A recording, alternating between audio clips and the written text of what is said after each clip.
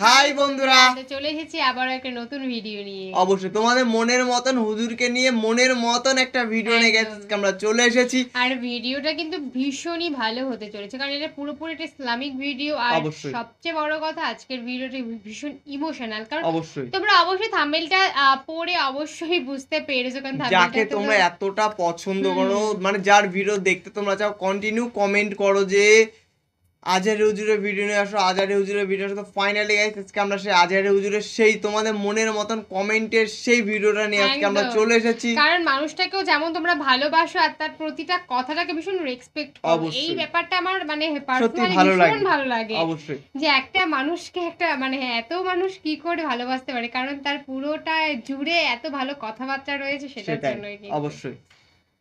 তো বলছে যে কিয়ামতের ওয়াজ করতেই আজহারি নিজেই কাঁদলেন, মানে বুঝতে কিয়ামতের ওয়াজ করতে যে আজহারি সাহেব নিজেই কাঁদলেন। তা নিজে যখন কাঁদলেন তাহলে বুঝতেই পারছো আজকে কিন্তু হয়তোবা তোমাদের চোখেও জল আসবে আর আমাদের চোখেও জল আসবে। এটা একটা স্বাভাবিক একটা ঘটনা, কারণ অবশ্যই যে কথাটা বলছে সে কিন্তু ভালো মানে বুঝছে, তাই কথাটা বলছে, তাই তার চোখে জল বেরোচ্ছে। কিন্তু আর আমরা যদি সেটা খুব ভালো করে শুনি বা বুঝি, তবে কিন্তু আমাদের চোখে জল আসবে। তো প্লিজ গাইস, তোমরা ওয়াজটি ভালো করে মন দিয়ে শোনো, তাহলে তোমরাও বুঝতে পারবে যে ওয়াজের মাঝখানে কি বলতে চাচ্ছে। তো আমাদের মেইন ভিডিওগুলো ডেস্কটপ বক্সে চলে আসবে, প্লিজ গাইস তোমরা চেক আউট করে নিও। তো চলো গাইস, বেশি কথা না বলে আজকের ভিডিওটি শুরু করা যাক। আল্লাহ তুমি আমার গুনাহগার উম্মতকে বাঁচাও।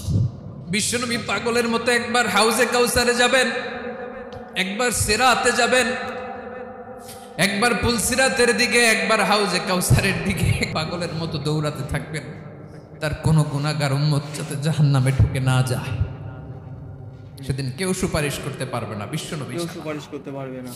কিয়ামতের ময়দানে ওই বিভীষিকাময় সময়ে মুসিবতের কালে মানুষগুলো পাগল হয়ে বিশ্বনবীকে খুঁজতে আরম্ভ করবে।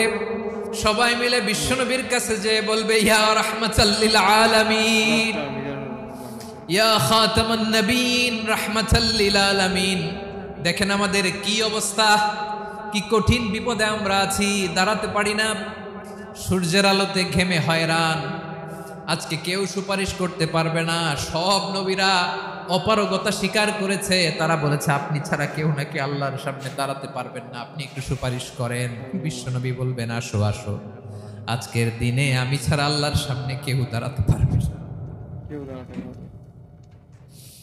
বিশ্বনবী মাকামে মাহমুদে যে আল্লাহু আকবার বলে সিজদায় লুটিয়ে পড়বেন। আল্লাহ রাব্বুল আলামিন বিশ্বনবীকে এমন কিছু চমৎকার শব্দ শিখাবেন, ওই শব্দগুলো দিয়ে আল্লাহর প্রশংসা করে বিশ্বনবী কাঁদতে আরম্ভ করবেন। বিশ্বনবী এমন ভাবে অজর দ্বারায় সিজদায় লুটিয়ে পড়ে কাঁদবেন, রব্বুল আলামিনের রহমতের দরিয়ায় জোশ লেগে যাবে। রব্বুল আলামিন এই দৃশ্য থেকে সহ্য করতে পারবেন না। রব্বুল আলামিন বলবেন, ইয়া মুহাম্মদ ইরফা রাসাক, ও নবী আপনি মাথা তোলেন, মাথা তোলেন, আপনার কান্না আমি সহ্য করতে পারি না। নবী আপনি মাথা তোলেন, সাল তুতা, আজকে আপনি যা চাবেন তাই দেব। নবী আপনি সিজদা থেকে মাথা তোলেন, সাল তুতা, যা চাবেন তাই দেব।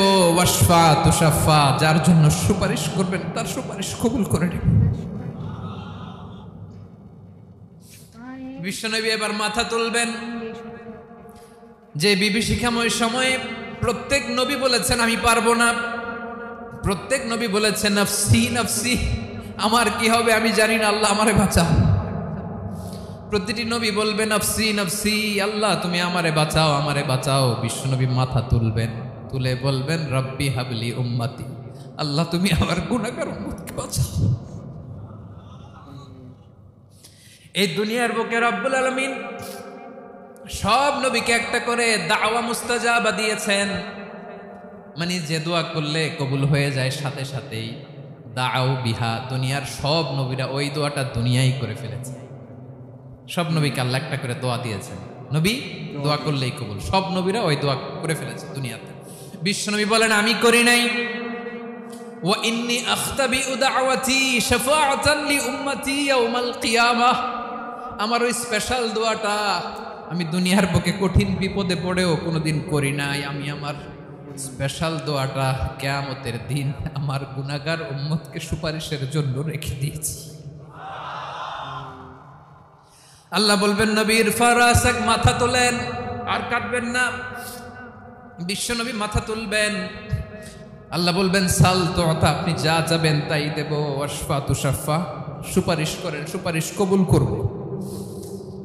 বিশ্বনবী বলবেন আল্লাহ ওই স্পেশাল দোয়াটা দুনিয়াতে করি নাই, আজকে আমি তোমার দরবারে দাঁড়িয়ে কিয়ামতের দিন ওই দোয়াটা করছি। আল্লাহ আমার যে উম্মতের হৃদয়ে যাররা পরিমাণ ঈমান আছে, আমার একটা উম্মতকেও তুমি জাহান্নামে ঢোকাতে পারবা না। বিশ্বনবী পাগলের মতো একবার হাউজে কাউসারে যাবেন, একবার সিরাতে যাবেন, একবার পুলসিরাতের দিকে, একবার হাউজে কাউসারের দিকে পাগলের মতো দৌড়াতে থাকবেন। তার কোনো গুনাহগার উম্মত যাতে জাহান্নামে ঢুকে না যায়, সেদিন কেউ সুপারিশ করতে পারবে না বিশ্বনবী ছাড়া।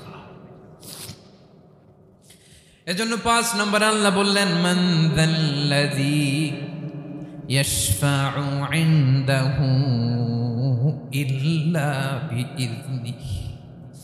কার সাহস আছে, কার এত বড় বুকের পাটা কিয়ামতের কঠিন দিন আল্লাহর সামনে দাঁড়িয়ে সুপারিশ করবে? কারো ক্ষমতা নেই, কারো ক্ষমতা নাই। বিশ্বনবী সেদিন সিজদায় পড়ে উম্মতের জন্য কাঁদবেন, সবাই কাঁদবে, নফসি নফসি, আল্লাহ আমারে বাঁচাও, আল্লাহ আমারে বাঁচাও। বিশ্বনবী বলবেন উম্মতি উম্মতি। বিশ্বনবী আমার জন্য কাঁদবেন, আপনার জন্য কাঁদবেন, আমাদের জন্য সেদিন কেঁদে কেঁদে জাহান্নামের দরজায় দাঁড়িয়ে আমাদেরকে টেনে টেনে জান্নাতে ঢুকাবেন। অবশ্যই। এজন্য এই বিশ্বনবীর ভালোবাসা যেন আমাদের হৃদয়ে ভরপুর থাকে। আমার ভাইয়েরা, প্রতি শুক্রবার বিশ্বনবীর উপরে বেশি বেশি যেন আমরা দুরূদ পড়ি। আমরা যখন বিশ্বনবীর সালাম দেই, দুরূদ পড়ি, সালাম দেই, একদল স্পেশাল ফেরেশতা আছে যারা বিশ্বনবীর দুধটা নিয়ে সরাসরি বিশ্বনবীর রওজায় যায়, যে বলে অমুকের বেটা অমুক আপনারে সালাম দিয়েছে। বিশ্বনবী নিজ কবরের থেকে নিজেই সালামের উত্তর দেয়। বিশ্বনবীর ভালোবাসা যেন আমাদের হৃদয়ে থাকে, বিশ্বনবীর সুন্নাহ দিয়ে যেন আমাদের জীবনটাকে সাজাই। পারা যাবে ইনশাআল্লাহ। বিশ্বনবীর ভালোবাসা ছাড়া কেউ জান্নাতে ঢুকতে পারবে না। বিশ্বনবীর পক্ষে আমরা বলবো, বিশ্বনবীর পক্ষে আমরা লিখবো, বিশ্বনবীর জন্য আমরা আমাদের কলিজার রক্ত বিলিয়ে দিব, ঠিক কিনা বলেন? সেদিন বিশ্বনবী ছাড়া কেউ সুপারিশ করতে পারবে না। 5 নম্বর আল্লাহ বললেন মান যাল্লাযী ইয়াশফাউ ইনদাহু ইল্লা বিইযনি। কে আছে সুপারিশ করবে আল্লাহর সামনে? আর আপনি আপনার বাবার দরবারে যে সেজদা দেন, হ্যাঁ, ইব্রাহিম আলাইহিস সালাম থারথার করে কাঁপবে আর বলবে নফসি নফসি, আল্লাহ আমারে বাঁচাও।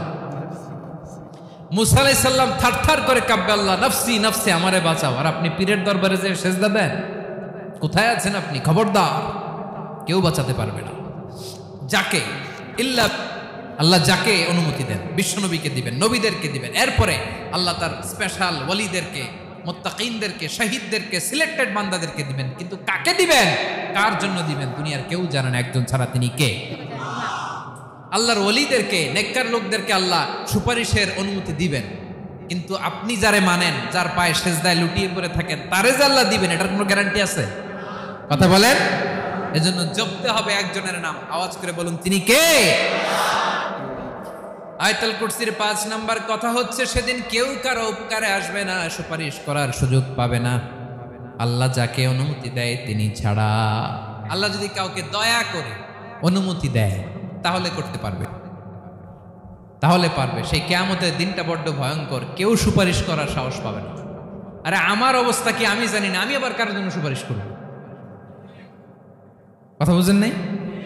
আমার কি হবে আমি জানি, তা আমি আরেকজনের নিয়ে টেনশন করার সুযোগ কোথায়? ইয়া নফসি ইয়া নফসি, আল্লাহ আমারে বাঁচাও, আমারে বাঁচাও, আমারে বাঁচাও। অবশ্যই কাঁদতে কাঁদতে মানুষ হয়রান হয়ে যাবে, এ নাকি আবার আরেকজনের বাঁচাও। বিশ্বনবী বলেন, বিশ্বনবী একবার ছাগলের রান খাচ্ছিলেন, রান খেতে খেতে বিশ্বনবী বলেন আনা সাইয়্যিদুন নাসি ইয়াউমাল কিয়ামা, আমি কিয়ামতের দিন সর্বশ্রেষ্ঠ হব, মানুষের মধ্যে সর্বশ্রেষ্ঠ সেরা আমি বিশ্বনবী। আলহামদুলিল্লাহ পড়েন। বিশ্বনবী বলেন সেদিনটা বড্ড ভয়ঙ্কর, সেদিন কেউ কারো কোনো উপকারে আসবে না, বন্ধু বন্ধুর কাজে আসবে না, স্ত্রী স্বামীর উপকারে আসবে না, স্বামী স্ত্রীর উপকারে আসবে না, পীর সাহেব মুরিদরে বাঁচাতে পারবে না, মুরিদ পীর সাহেবরে বাঁচাতে পারবে না, নেতা কর্মীর পরিচয় দিবে না, কর্মী নেতার পরিচয় দিবে না, ভাই বোনকে চিনবে না, বোন ভাইকে চিনবে না, বাবা তার সন্তানকে চিনবে না, মেয়েকে দেখে মা দৌড়ে দৌড়ে পালাবে। বড্ড ভয়ঙ্কর দিন। বিশ্বনবী বলবেন জমিনটা এখনকার মতো থাকবে না, পুরো জমিনটা সমান হয়ে যাবে, ফ্ল্যাট। এখন তো গোল, তখন ফ্ল্যাট। সবাই এক জমিনের উপরে দাঁড়াবে, সূর্যটা মাথার কাছে চলে আসবে, সূর্যের গরমে মানুষের মাথার মগজ গলে গলে কানের ছিদ্র নাকের ছিদ্র দিয়ে বেয়ে বেয়ে পড়বে। সবাই হয়রান, পেরেশান, ক্লান্ত শ্রান্ত। মানুষগুলো বলবে বাঁচার কোনো উপায় নাই। 50,000 বছর মানুষ এরকম দৌড়াবে, চিৎকার করবে, কাঁদবে, বাঁচার কোনো উপায় নাই। সবাই বলবে আল্লাহ যদি বিচারটা শুরু করতো, যা হবার হবে, আগে বিচার শুরু করুন। বিচারই শুরু হয় না, বিচার শুরু হইতে 50,000 বছর। আল্লাহ, 50,000 বছর, 5,000, 15,000 না, 50,000 বছর এরকম যাবে। মানুষগুলো কাঁদতে কাঁদতে বলবে চলো আমরা আদম আলাইহিস সালামের কাছে যাই, যেন আল্লাহর যে সুপারিশ করে, আল্লাহ আপনি বিচার শুরু করেন। কিয়ামতের ময়দানে সবাই মিলে সাইয়েদনা আদম আলাইহিস সালামের কাছে যেয়ে বলবে ইয়া আবাল বাশার ইয়া আউয়ালাল আম্বিয়া, ও আদম নবী, আপনি দুনিয়ার বুকে প্রথম নবী। আল্লাহ নিজ হাতে আপনারে 60 হাত লম্বা করে বানিয়েছেন, আপনার সম্মানে ফেরেশতাদেরকে সেজদা দিতে বলেছেন। দুনিয়ার প্রথম নবী, প্রথম মানুষ আপনি। আপনি আল্লাহর যে সুপারিশ করেন যেন আল্লাহ বিচার শুরু করে। আদম আলাইহিস সালাম বলবেন আমি পারবো না, কারণ আল্লাহ আমাকে একটা নিষিদ্ধ গাছের কাছে যেতে নিষেধ করেছিল, আমি ভুল করে এই গাছের ফল খেয়েছি। নাফসি নাফসি, আজকে আমার কি হবে আমি জানি না, আমি বড় লজ্জিত। আমারে যদি আল্লাহ জিজ্ঞেস করে কেন খাইছিলাম, আমার কোনো উত্তর নাই। তোমারে বাঁচামো কেমনে আমি? নবীরা থার করে কাঁপবে সেদিন। আদম আলাইহিস সালাম বলবেন আমি পারবো না, মাফ করো আমাকে, আমি পারবো না। ওই যে ভুল করে গন্ধম খেয়ে ফেলেছি, নিষিদ্ধ গাছের ফল খেয়ে ফেলেছে, আমি বড় লজ্জিত, অনুতপ্ত, আমি পারবো না। আজকে আল্লাহ এত রাগান্বিত হয়েছে, আগে কখনো আল্লাহ এত রাগান্বিত হয় নাই, ভবিষ্যতে আল্লাহ কখনো এত রাগান্বিত হবে না। আমি পারবো না। এক কাজ করো, তোমরা নূহ আলাইহিস সালামের কাছে যাও। কোন নবী? লোকেরা এবার পাগলের মতো দৌড়াতে দৌড়াতে আল্লাহর নবী নূহ আলাইহিস সালামের কাছে যেয়ে বলবে ইয়া নবী আল্লাহ নূহ, আনতা আউয়ালুর রুসুলি ফিল আরদ, আপনি জমিনে প্রথম রাসূল। আদম আলাইহিস সালাম নবী ছিলেন, রাসূল ছিলেন না। এই দুনিয়ার বুকে প্রথম রাসূল ছিলেন আল্লাহর নবী নূহ আলাইহিস সালাম। সবাই বলবে ও নবী আল্লাহ নূহ, রাসূল আল্লাহ নূহ, আল্লাহ আপনাকে আবদান শাকুরা, শুকরগুজার বান্দা বলে কোরআনে বলেছে। কোরআনে নূহ আলাইহিস সালামের নামেও সূরা আছে না নাই? আপনি আল্লাহর প্রিয় বান্দা, প্রিয় রাসূল। দেখেন আমাদের কি দশা, ঘামতে ঘামতে শেষ। জমিনটা তামার জমিন, সূর্যটা মাথার কাছে, কি করবো আর পারি না, ঘামতে ঘামতে আর কত ঘামবো, কত দাঁড়িয়ে থাকবো। আল্লাহরে যে বলেন বিচার যেন শুরু করে। নূহ আলাইহিস সালাম বলবেন আমিও পারবো না, আমিও পারবো না। আমি আমার ছেলের জন্য কথা বলে ভুল করে ফেলছি। যখন মহাপ্লাবন হবে আমি বললাম আল্লাহ আমার কলিজার টুকরা সন্তান রে বাঁচান। আল্লাহ বললেন ও নূহ, সে তোমার সন্তান না, কারণ সে ঈমান আনে নাই, সে পাহাড়ের উপর দাঁড়িয়েছে, দেখি কেমনে সে বাঁচে। ওই যে আমি একটা না বুঝে আবদার করেছি, আল্লাহ আমার উপর রেগে গিয়েছিলেন। আজকে আল্লাহ ওই ব্যাপারে যদি আমারে প্রশ্ন করে, আমার কোনো জবাব নাই, আমি পারবো না, মাফ করো। তোমরা সবাই মিলে আল্লাহর খালিল ইব্রাহিম আলাইহিস সালামের কাছে যাও। লোকগুলো পাগলের মতো খুঁজতে আরম্ভ করবে, অযুত লক্ষ নিযুত কোটি মানুষের ভিড়ে আল্লাহর খালিল ইব্রাহিমকে যে বলবে ইয়া খালিলুল্লাহ, ও আল্লাহর খালিল, আল্লাহ আপনাকে বড্ড ভালোবেসেছেন, আপনি কাবা বানিয়েছেন, আল্লাহ আপনাকে বড্ড পছন্দ করেন। দেখেন আমাদের কি অবস্থা। আপনি যে আল্লাহর কাছে সুপারিশ করেন যেন আল্লাহ আজকে বিচার শুরু করে। আল্লাহর নবী ইব্রাহিম বলবেন আমিও পারবো না, আমি আমার জীবদ্দশায় 3টা মিথ্যা বলেছি। কয়টা? আসলে মিথ্যা না, একটু টুইস্ট করে কৌশল করে কথা বলেছিলেন, ওইটাকে হাদিসে মিথ্যা বলা হয়েছে। আমি জীবনে 3টা মিথ্যা বলেছি, জীবন বাঁচানোর তাগিদে কৌশল করে 3টা কথা বলেছি। আজকের এই কঠিন ময়দানে আল্লাহ যদি ওই 3টা কথার ব্যাপারে জিজ্ঞেস করে, লজ্জায় আমি মাথা দেখাতে পারবো না, আমিও পারবো না। আমিও পারবো না। আজকে আল্লাহ এত রেগে আছে, আগে কখনো এত রাগে নাই, পরেও রাখবে না। তোমরা সবাই মিলে বনি ইসরাইলের নবী মুসা আলাইহিস সালামের কাছে যাও। সবাই এবার যাবে মুসা আলাইহিস সালামের কাছে, যে বলবে ইয়া নবী আল্লাহ মুসা, আপনি ছিলেন কালিমুল্লাহ, আল্লাহর সাথে সরাসরি কথা বলতেন। রব্বুল আলামিন আপনাকে তাওরাত কিতাব দিয়েছেন, আপনি যে একটু সুপারিশ করেন। আল্লাহর নবী মুসা বলবেন, মাফ করো, আমিও পারবো না। আমি দুনিয়ার বুকে ভুল করে একটা মানুষকে মেরে ফেলেছি। আমি মারছিলাম আদব শিক্ষা দেওয়ার জন্য এক থাপ্পড়, এই থাপ্পড়ে যে ওই লোক মরেই যাবে আমি জানতাম না। আজকে আল্লাহ যদি জিজ্ঞেস করে কেন মারলা, জবাব আছে? ওই লজ্জায় আমি অনুতপ্ত, আমি পারবো না, আমার এই কথা বলো না। আজকে আল্লাহ বড্ড রেগে আছে, আমি পারবো না। তোমরা আল্লাহর নবী সাল্লাল্লাহু আলাইহি সাল্লামের কাছে যাও। কিয়ামতের ময়দানে মানুষগুলো পাগল পাড়া হয়ে আল্লাহর নবী ঈসা আলাইহিস সালামের কাছে যাবে, যে বলবে নবী ঈসা আপনি রূহুল্লাহ, বাবা ছাড়া আল্লাহ আপনাকে বানিয়েছেন, ইনজিল কিতাব দিয়েছেন, মৃত মানুষকে আপনি জীবিত করতে পারতেন। আজকের এই কঠিন বিপদের দিনে আপনি আমাদের সাহায্য করেন। আল্লাহর কাছে যে বলেন যেন বিচার শুরু করে। ঈসা আলাইহিস সালাম বলবেন, আমিও পারবো না। ইন্নী উবিদতু মিন দুনিল্লাহ, আমার উম্মত খ্রিস্টানেরা আল্লাহরে বাদ দিয়ে আমি ঈসার ইবাদত করেছে। আমার মা ম্যারি আর আমাকে ডাকতো জেসাস ক্রাইস্ট, আমার ইবাদত করেছে। যদিও আমি আমার ইবাদত করতে বলি না, ঈসা আলাইহিস সালামও ইবাদত করতে বলেছেন একজনের, তিনি কে? আল্লাহর নবী ঈসা আলাইহিস সালাম বলবেন, আমিও পারবো না। আজকে আল্লাহ অনেক রেগে আছে, আমি পারবো না। তবে একটা পরামর্শ দিতে পারি, একটা সাজেশন দিতে পারি। আজকের দিনে এই কঠিন মুসিবতের কালে, এই কঠিন সময়ে কেউ আল্লাহর দরবারে দাঁড়িয়ে একটা টু শব্দ করার ক্ষমতা কারো নাই, একমাত্র আখিরি জামানার পয়গাম্বর বিশ্বনবী মুহাম্মদুর রাসূলুল্লাহ ছাড়া। মানুষগুলো এবার আগুনের মধ্যে পানি দিলে যেমনি আগুন নিভে যায়, দাউ দাউ করা হৃদয়ে জ্বলন্ত আগুন তাদের ঠান্ডা হবে। কিয়ামতের ময়দানে ওই বিভীষিকাময় সময়ে মুসিবতের কালে মানুষগুলো পাগল হয়ে বিশ্বনবীকে খুঁজতে আরম্ভ করবে। সবাই মিলে বিশ্বনবীর কাছে যে বলবে, ইয়া রাহমাতাল লিল আলামিন, ইয়া খাতামান নবীন, রাহমাতাল লিল আলামিন। দেখেন আমাদের কি অবস্থা, কি কঠিন বিপদে আমরা আছি, দাঁড়াতে পারি না, সূর্যের আলোতে ঘেমে হয়রান। আজকে কেউ সুপারিশ করতে পারবে না। সব নবীরা অপারগতা স্বীকার করেছে, তারা বলেছে আপনি ছাড়া কেউ নাকি আল্লাহর সামনে দাঁড়াতে পারবেন না, আপনি একটু সুপারিশ করেন। বিশ্বনবী বলবেন, আসো আসো, আজকের দিনে আমি ছাড়া আল্লাহর সামনে কেউ দাঁড়াতে পারবে না।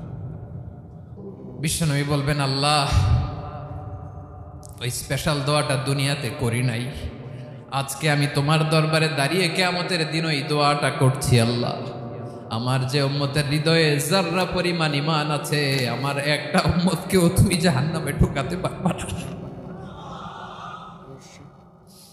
বিশ্বনবী পাগলের মতো একবার হাউজে কাউসারে যাবেন, একবার সিরাতে যাবেন, একবার পুলসিরাতের দিকে, একবার হাউজে কাউসারের দিকে পাগলের মতো দৌড়াতে থাকবেন।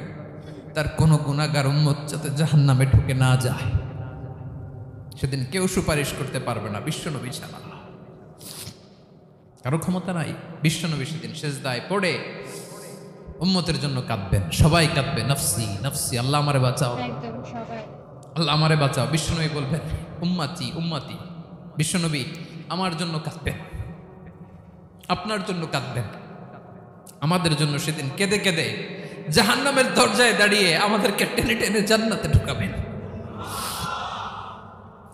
এজন্য এই বিশ্বনবীর ভালোবাসা যেন আমাদের হৃদয়ে ভরপুর থাকে। আমার ভাইয়েরা, প্রতি শুক্রবার বিশ্বনবীর উপরে বেশি বেশি যেন আমরা দুরূদ পড়ি। আমরা যখন বিশ্বনবীর সালাম দেই, দুরূদ পড়ি, শুক্রবার বিশ্বনবীর একদল স্পেশাল ফেরেশতা আছে যারা বিশ্বনবীর দুরূদটা নিয়ে সরাসরি বিশ্বনবীর রওজায় যায়, যে বলে অমুকের বেটা। তো গাইস, ভিডিওটি তোমাদের কেমন লাগলো অবশ্যই তোমরা কমেন্টে জানাও। কারণ এখানে আমাদের মিজানুর রহমান আজহারি মানে ওয়াজ করতে করতে কেঁদে দিয়েছে, তারপরে তোমরা বুঝতেই পারছো।